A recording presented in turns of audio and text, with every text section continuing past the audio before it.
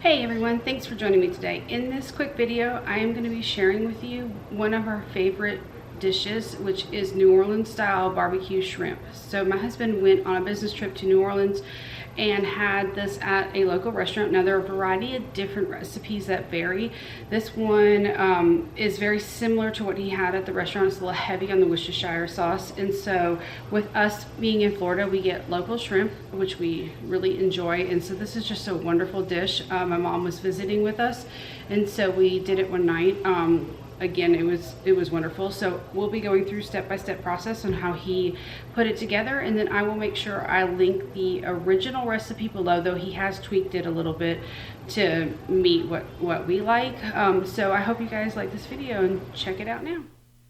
Okay, so the ingredients for this dish are simple. It's shallots, lemon, salt, pepper, butter, garlic, paprika, bay leaves, Worcestershire, Tabasco, and then you serve it with a loaf of like French bread or crusty bread. That choice is yours. And then it also calls for shrimp. Now the amount of shrimp, that is up to you guys on how many people you're serving. This was serving 4 of us, and so I did 2.5 pounds of shrimp, and that was just enough for us to enjoy, plus the bread. So now you're going to start cleaning the shrimp. You want to take the veins out and get them clean, but then you also want to leave the shells on. And by leaving the shells on, that actually infuses this dish with more flavor. If you can do it with the shells off, we have done it before. It's just that leaving the shells on creates almost like a shrimp stock when you are creating this dish. All right, so this is 2.5 pounds of shrimp that have been cleaned and deveined, again, shells still on. And now my husband is beginning to prep the base of the sauce. You are going to start with shallots. He's just taking 1 large shallot and he's going to cut it in half, and then he's going to chop it up into small pieces, and then he will be setting that aside.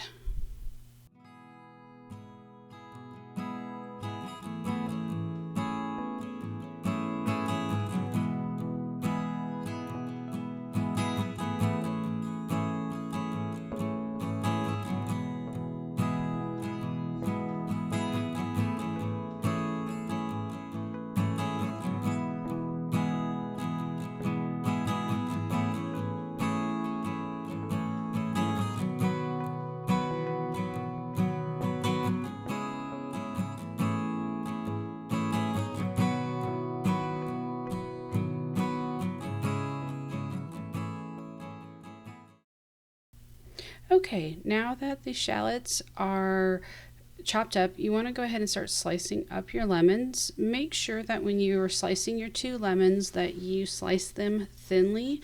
It just disperses more of the lemon flavor by having them thinly sliced. And then once that's done, you're going to move on to your butter. Now, we had 2 half-pound. We only needed just the half-pound of butter by the time he was done. And he is cubing up the butter, and you'll want to cut it in cubes like this because you're going to be adding in the butter in different steps while making the sauce for the shrimp. And so it just makes it a touch easier to do it that way.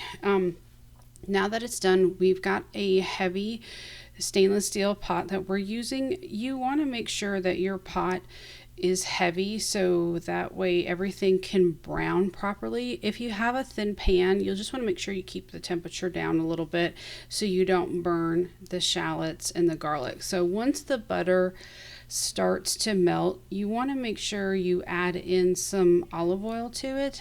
By doing so, you raise the smoking point of the butter, which will allow for a longer time of browning versus burning. So my husband just added in about a tablespoon, probably just a little bit more, a tablespoon of garlic, and then all of the shallots that he chopped up. Now I will link the recipe below. This recipe has been tweaked by my husband. He had this dish when he was on a work trip in New Orleans, and so he really enjoyed it. Now this one is heavy on the Worcestershire. Some are not. You will find that for New Orleans barbecue style shrimp, the recipes really vary. However, he really liked the one that was heavy on the Worcestershire, and so that was what I tried to search out. And after finding several different recipes, this is the one that we had settled on, and so I will link the original below. However, there are some tweaks, so what I'm telling you about in the video may not completely match up with the recipe. So you can try the original recipe and see how you guys like it, and then if need be, kind of tweak it as you go along.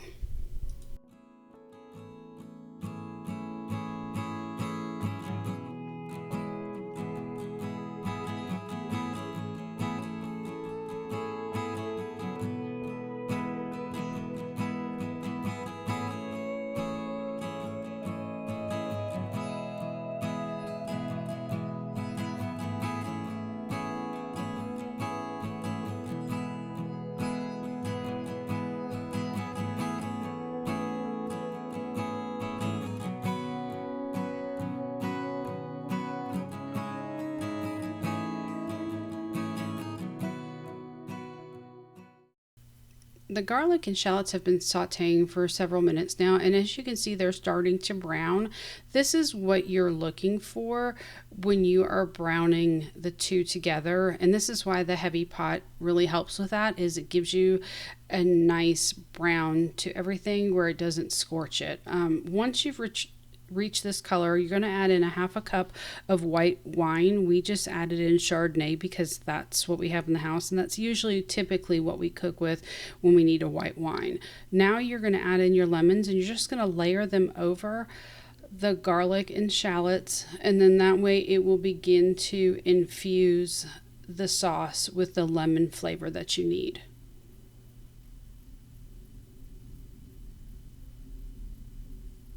Also, if you guys haven't subscribed to this channel, please consider doing so. I really appreciate it. And to those that have already subscribed, thank you so much. Now that the lemons have been cooking for about a minute or so in the sauce, you're going to go ahead and add in your bay leaves. And so my husband put in 5 bay leaves, but 4 will do. I believe the original recipe calls for 4. It won't affect it if you have an extra one in there. Once your bay leaves are added, you're going to go ahead and add in your ground pepper, and he's just sprinkling some in. Now the original recipe calls for half a teaspoon, and that's probably about what he adds in there. And then he's going to add in about the same for the salt. Now you will be tasting it later to add it and see if you need more, so don't worry about it. Now comes in the paprika, and once that is in, you are then going to add in the Worcestershire sauce. And so again, this is where my husband has changed the recipe. The original recipe only calls for about 2 tablespoons. He's actually increased it to about a quarter to a third of a cup of it. So I would encourage you to try the original recipe and then decide for yourself if you want to increase it more. Again, he's adapting this to what he likes, and of course in the beginning we followed the recipe, and then he changed it as we've made this over the years. Now this is not something that we make all the time. This was a special occasion. My mom was in town visiting, and so we wanted to make this for the last night that she was with us, because it is one of our favorites, and it's just a touch easier than doing our traditional crab and shrimp boil. So anyways, from here you're just gonna go ahead and get everything stirred up. Make sure you get all those spices into the liquid, and then you're going to go ahead and let this come to a boil.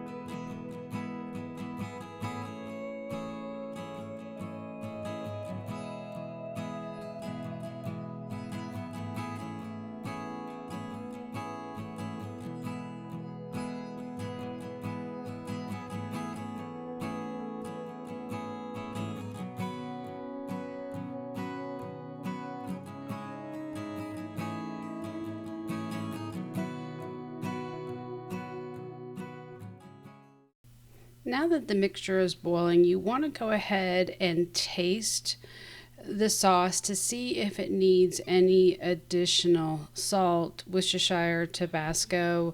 The sauce, just so you know, at this point is going to be very strong in flavor, and that's actually what you're looking for, because it's going to get a little muted, if you will, once you add in the shrimp and then once you add in the rest of the butter. And so you actually want there to be quite strong flavors at this stage of the sauce, because those will tone down a little bit once you add in the shrimp and the butter. So now the 2.5 pounds of shrimp have gone in, and you are going to, now cooking it times will vary depending on how much shrimp you actually use. And so for this, we cooked ours for about just under 5 minutes.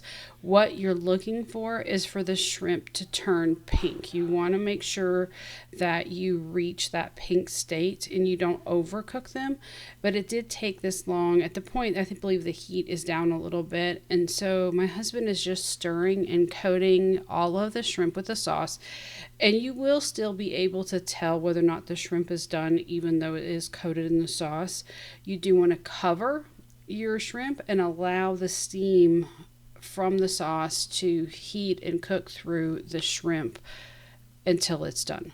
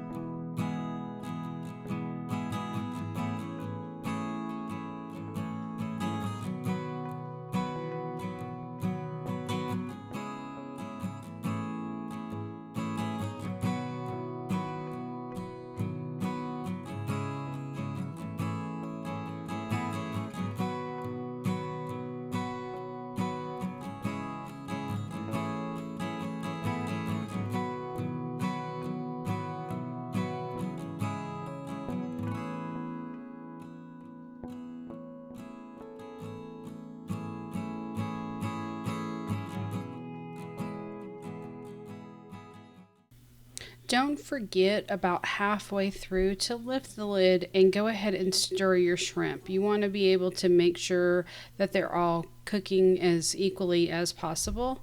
And then it's just a quick little stir, cover it back up, and then allow it to finish cooking.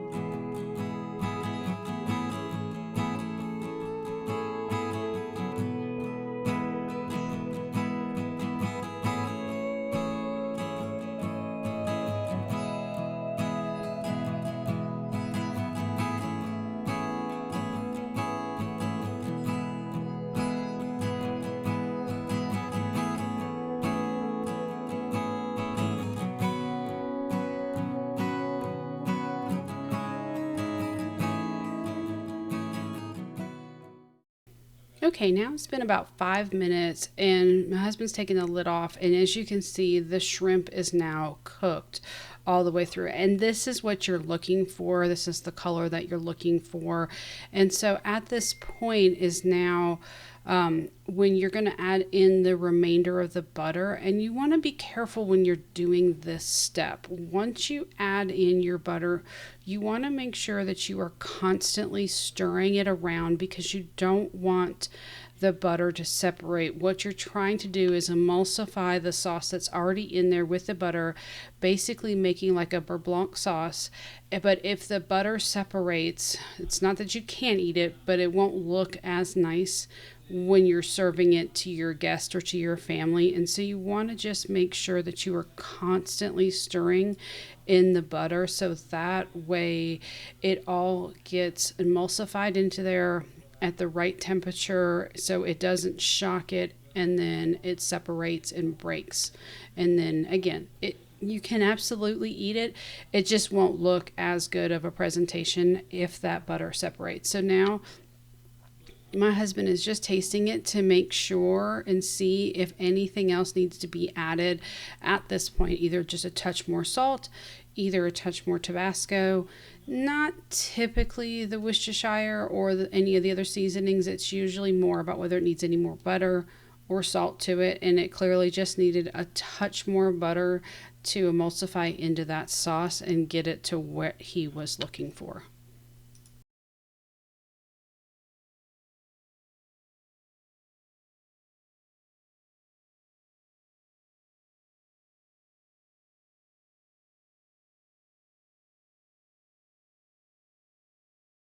Once the shrimp is added, you want to go ahead and put your bread into the oven, or just slightly before. I just bought this French bread from our local grocery store, which works well for this dish, and I popped it in our oven at 350 degrees for 10 minutes. Obviously use whichever bread you would like and whatever temperature, if the bread comes with directions on how to do it, but this is just a loaf of crunchy French bread from our local Publix, and so 10 minutes was perfect. You just want to warm it up just to give it a nice little crunchy crust, and then still soft and tender on the inside.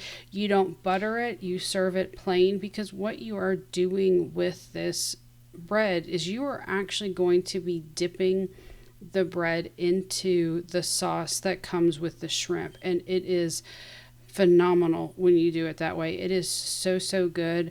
We usually come close to a family of 4, if not more, of finishing off this entire loaf of bread.